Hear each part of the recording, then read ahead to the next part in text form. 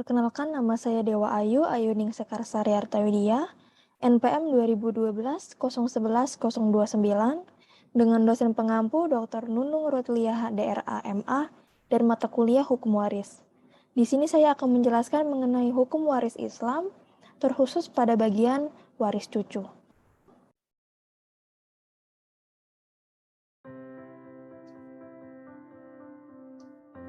Pemberian warisan pada cucu pada dasarnya dapat dimaknai sebagai maksud bahwa cucu merupakan ahli waris pengganti. Sebab, sebagaimana yang merupakan ahli waris utama jika ahli waris masih hidup semua adalah bapak, anak laki-laki, suami atau istri, anak perempuan, dan ibu. Ahli waris pengganti merupakan orang yang sejak semula bukan ahli waris, namun karena keadaan tertentu ia menjadi ahli waris dan menerima warisan dalam status sebagai ahli waris. Dalam keadaan ini contohnya adalah ketika pewaris tidak meninggalkan anak, tetapi hanya meninggalkan cucu laki-laki atau perempuan dari anak laki-laki. Dalam hal ini, saya akan spesifik membahas ke dalam 4 bagian. Yang pertama adalah bagian warisan cucu menurut ajaran Syafi'i. Yang kedua, saya akan menjelaskan atau memaparkan mengenai bagian warisan cucu menurut ajaran Hazairin. Yang ketiga, mengenai wasiat wajibah bagi cucu menurut Undang-Undang Mesir Nomor 71 Tahun 1946 tentang wasiat. Dan yang terakhir, bagian cucu menurut kompilasi hukum Islam.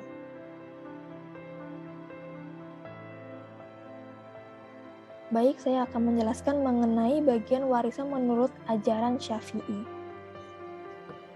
Bagian warisan cucu menurut ajaran Syafi'i, dalam hal ini dijelaskan bahwa kedudukan ahli waris pada prinsipnya adalah menggantikan hak hidup orang yang digantikannya, seperti yang saya jelaskan tadi.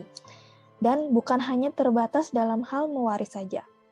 Kedudukan cucu sebagai ahli waris pengganti tidak diatur secara rinci dalam Al-Quran, sehingga terdapat perbedaan pendapat di antara para ahli mengenai kedudukan cucu sebagai ahli waris pengganti.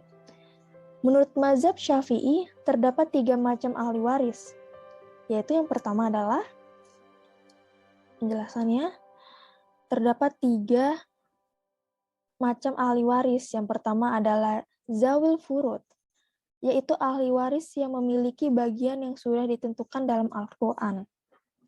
Lalu ada asyabah, yaitu ahli waris yang mempunyai bagian sisa dari zawil furud, tetapi apabila tidak ada ahli waris zawil furud sama sekali, maka mereka menerima seluruh harta warisan. Dan yang ketiga adalah zawil arham, yaitu ahli waris yang memiliki hubungan keluarga dengan pewaris, tetapi tidak termasuk ahli waris zawil furud dan asabah. Ahli waris zawil arham baru mendapatkan bagian warisan sesudah ahli waris zawil furud dan asabah tidak ada, atau bisa mendapatkan warisan melalui wasiat. Sistem yang dianut oleh mazhab Syafi'i ini adalah bersifat patrilineal, karena hukum kekeluargaannya menarik garis keturunan dari garis laki-laki atau garis bapak, sehingga hanya anak laki-laki yang dapat menjadi penghubung. Selain itu, dalam mazhab Syafi'i dikenal juga adanya hijab menghijab atau saling menghalangi. Artinya, seorang ahli waris dapat menyebabkan ahli waris lainnya terhalang untuk menerima bagian. Mazhab Syafi'i ini juga mengenal istilah penggantian tempat mewaris. Akan tetapi, bukan seperti penggantian tempat murni yang dikemukakan oleh Hazairin, yang nantinya akan saya jelaskan mengenai bagian waris cucu menurut ajaran Hazairin. Menurut mazhab Syafi'i ini, hanya dalam kasus-kasus tertentu saja cucu atau seorang cucu dapat mewaris dari kakeknya, dan cucu tersebut bukan mewaris karena penggantian tempat, akan tetapi mewaris berdasarkan kedudukannya sendiri, yaitu dijelaskan antara lain di slide selanjutnya seperti ini. Jadi Cucu tersebut bukan mewaris karena penggantian tempat, akan tetapi mewaris berdasarkan kedudukannya sendiri, yaitu yang pertama, cucu laki-laki dari anak laki-laki bila tidak ada anak laki-laki lain dari pewaris yang masih hidup. Hal tersebut terjadi apabila tidak ada ahli waris lain, yaitu hanya seorang cucu laki-laki dari anak laki-laki yang mewaris. Cucu tersebut berhak mewaris seluruh harta warisan kakeknya apabila dia hanya seorang diri. Lain halnya apabila masih terdapat anak laki-laki dalam pewaris, maka cucu laki-laki tersebut akan terhalang oleh anak laki-laki dalam mendapatkan warisan. Lalu yang kedua adalah cucu perempuan dari anak laki-laki pewaris. Manakala tidak ada anak laki-laki dari pewaris dan tidak ada cucu laki-laki dari anak laki-laki, maka akan menjadikannya sebagai asyabah. Dan yang ketiga, seorang cucu perempuan dari anak laki-laki pewaris. Manakala cucu tersebut mewaris bersama dengan seorang anak perempuan pewaris, cucu akan mendapatkan bagian 1/6 dari harta peninggalan. Lalu kita akan lanjut ke pembahasan kedua, yaitu bagian warisan cucu menurut ajaran Hazairin. Menurut konsep Hazairin sendiri, pemikiran ini memasukkan ahli waris pengganti dalam sistem kewarisan dengan tujuan untuk mencari rasa keadilan bagi keluarga ahli waris, dalam hal ini cucu, yang tertutup hak warisannya atau tidak mendapatkan waris karena ahli waris meninggal terlebih dahulu daripada pewaris.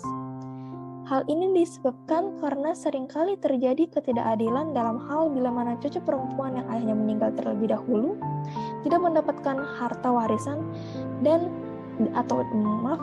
dari harta warisan yang ditinggalkan oleh kakeknya. Kita lihat slide selanjutnya. Jadi di sini dikatakan bahwa konsep Hazairin menaruh hasil pemikirannya mengenai ahli waris pengganti dalam menafsirkan kata mawali yang ada di dalam Al-Quran surat An-Nisa ayat ke-33. Jadi dapat dikatakan bahwa Al-Quran surat An-Nisa ayat 33 merupakan dasar dari adanya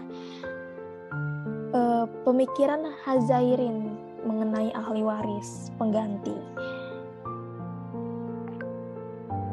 Lalu kita lanjutkan bahwa di sini dijelaskan juga mengenai konsep Hazairin, yaitu dalam fikih Islam menurut bahasa Syafi'i mawali disebut zu al-arham, seperti yang tadi dikatakan bahwa kita akan melakukan sedikit perbandingan mengenai Syafi'i dan Hazairin.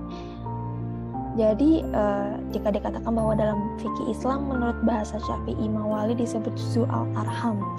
Dengan menggunakan istilah mawali, Hazairin menghilangkan kesan adanya kelompok waris mandiri ketiga setelah zu al-foroid dan zu al-karabat. Mawali sendiri adalah kelompok ahli waris yang bersandar pada ahli waris di atasnya.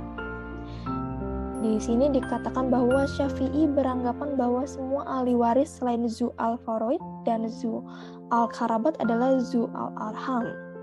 Ketentuan ini oleh Hazairin sesuai dengan sistem kewarisan yang dikehendaki dalam Islam yang menganut asas bilateral. Berbeda dengan bangsa Arab yang menganut asas patrilineal akibat interaksi budaya yang memengaruhinya, dengan demikian konteks Indonesia lebih tepat dengan sistem kewarisan Islam berdasarkan asas bilateral, bila mana dari beberapa jurnal yang saya baca, dan seperti umumnya yang telah berjalan di masyarakat, khususnya Jawa dan sekitarnya. Lalu dalam pembagian warisannya, besar bagian cucu atau secara keseluruhan adalah sebesar bagian warisan yang diperoleh orang tuanya, yaitu orang tua dari cucu atau disebut juga sebagai anak pewaris. Kita lihat di sini. Ini slide selanjutnya yang tadi ya. Kita lihat di sini bahwa perolehan besar bagian cucu sesuai dengan yang ditentukan dalam An-Nisa ayat 11, yaitu bagian warisan sebagai anak. Sehingga anak laki-laki dan anak perempuan, jika seorang orang tua memiliki anak laki-laki dan anak perempuan, maka anak laki-laki mendapatkan bagian 2 kali bagian dari anak perempuan. Lalu bila mana hanya anak perempuan saja dan jumlahnya lebih dari 2 orang, maka anak-anak perempuan tersebut mendapatkan 2/3 bagian. Dan untuk yang ketiga, jika hanya anak perempuan tunggal, maka mendapatkan 1/2 bagian. Kita lanjutkan ke pokok bahasan ketiga, yaitu wasiat wajibah bagi cucu menurut Undang-Undang Mesir Nomor 71 Tahun 1946 tentang wasiat. Di dalam ketentuan ini, kita dapat menarik dari sejarahnya, yaitu hal ini bermula sejak para faqih atau fuqaha di Mesir yang nampaknya telah lama merasakan ketidakadilan mengenai warisan cucu melalui melalui anak laki-laki yang mendapat warisan. Sedangkan cucu melalui anak perempuan yang telah meninggal terlebih dahulu dari si pewaris tidak mendapatkan harta peninggalan dari kakeknya. Dengan demikian juga cucu melalui demikian juga hal tersebut sama dengan cucu melalui anak laki yang terhalang untuk memperoleh harta peninggalan kakek atau neneknya karena ada anak laki-laki yang masih hidup, bukan bapak dari cucu tersebut. Lalu kita lihat lagi bahwa di sini ada pengaturan yang diatur di dalam Undang-Undang Nomor 71 Tahun 1946 tentang wasiat. Menurut Undang-Undang Mesir dikatakan bahwa pengaturan mengenai hal tersebut dituangkan ke dalam Kitab Undang-Undang Hukum Wasiat Mesir tahun 1946 nomor 71 dalam pasal 76, 77, dan 78 yang menetapkan bahwa pertama, pewaris boleh berwasiat kepada orang yang menerima pusaka tanpa bergantung ada izin dari para ahli waris atau tidak. Sebagaimana halnya membolehkan wasiat kepada orang yang tidak menerima harta peninggalan atau disebut juga sebagai zawil arham. Dan yang kedua adalah menetapkan wasiat wajib berdasarkan hasil kompromi dari beberapa pendapat ulama Mesir dan tabin besar, ahli fikih dan ahli hadis. Antara lain Said Ibnu Musayyah, Hasanul Bishri, Taus, Imam Ahmad dan Ishaq bin Rahawai, serta Ibnu Hazm, bahwa besarnya wasiat wajib kepada keluarga yang tidak memperoleh harta peninggalan sebesar apa yang diperoleh ayah atau ibunya dengan pembatasan maksimal 1/3 dari harta peninggalan. Jadi dapat dilihat bahwa dari adanya ketentuan ini terdapat beberapa hal yang bisa dinikmati oleh pewaris tetapi juga masih memiliki batasan, yaitu adanya pembatasan maksimal warisan, yaitu maksimal 1/3 dari harta peninggalan. Lalu kita lanjutkan ke syarat menerima wasiat wajibah. Jadi dalam penerimaan wasiat wajibah kita juga memiliki dalam undang-undang tersebut juga terdapat syarat-syaratnya. Di antaranya adalah yang pertama, cucu adalah orang yang berhak menerima harta warisan. Dan yang kedua, pewaris tidak memberikan kepada cucu tersebut jalan lain sebesar yang ditentukan baginya. Berarti harus dalam hal ini dikatakan bahwa hanya bagian yang ditentukan olehnya yang bisa didapatkan oleh si pewaris. Lalu kita lanjutkan ke pokok pembahasan terakhir, yaitu mengenai bagian cucu menurut kompilasi hukum Islam.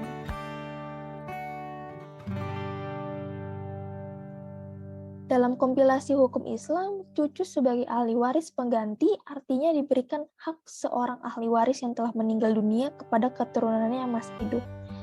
Aturan ini tercantum dalam pasal 185 KHI atau kompilasi hukum Islam yang bunyi lengkapnya seperti ini. Pertama, ahli waris yang meninggal dunia lebih dahulu daripada si pewaris, maka kedudukannya dapat digantikan oleh anaknya, kecuali mereka yang tersebut dalam pasal 173. Lalu yang kedua, bagian ahli waris pengganti tidak boleh melebihi dari bagian ahli waris yang sederajat dengan yang diganti. Berdasarkan pernyataan tersebut, dalam hal ini KHI memberikan batasan bahwa harta yang didapatkan oleh sang cucu bukanlah keseluruhan dari harta yang seharusnya didapat oleh sang ayah, melainkan hanya 1/3 bagiannya saja. Hal ini dapat dipahami dari pasal 185 ayat 2 dengan mengungkapkan kalimat tidak boleh melebihi, yang secara tidak langsung telah memberikan batasan bagian yang diterima oleh si pewaris. Walaupun demikian, dalam pembaharuan yang terjadi di beberapa negara muslim lainnya, seperti Mesir, Tunisia, dan Pakistan, dalam konteks ini sang cucu bisa berlaku menghabiskan seluruh warisan ayahnya yang beralih kepadanya karena sang ayah sudah meninggal dunia terlebih dahulu.